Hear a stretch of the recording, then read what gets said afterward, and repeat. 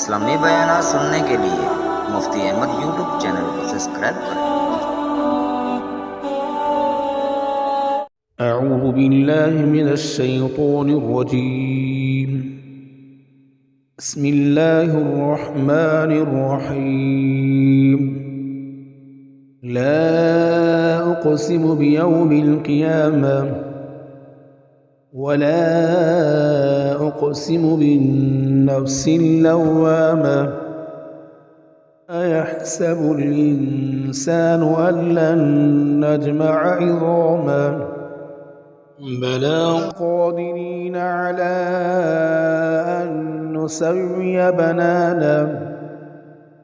بل يريد الإنسان ليفجر أمامه يسأل أيان يوم القيامة فإذا برق البصر وخسف القمر وجمع الشمس والقمر يقول الإنسان يومئذ أين المفر كلا لا وزر إلى ربك يومئذ المستقر ينبأ الإنسان يومئذ بما قدم وأخر بل الإنسان على نفسه بصيرا ولو ألقى معاذيره لا تحرك به لسانك لتعجل به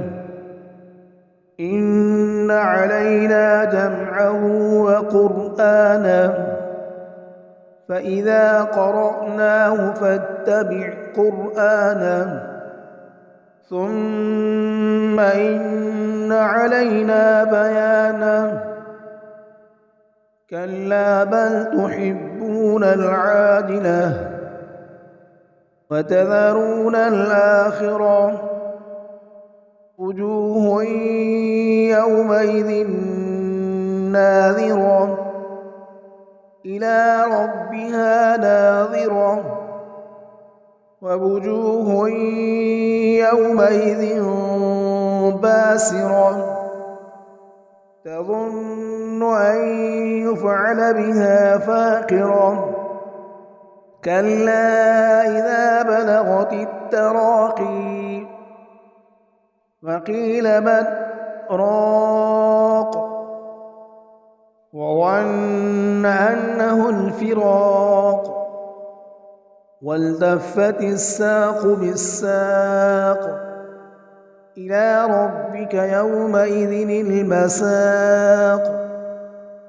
فلا صدق ولا صلى ولكن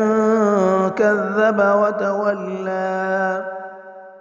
ثم ذهب إلى أهله يتمطى أولى لك فأولى ثم أولى لك فأولى أيحسب الإنسان أن يترك صدى ألم يكن نطفة من مني يمنى ثم كان علقة فخلق فسوى فجعل منه الزوجين الذكر والأنثى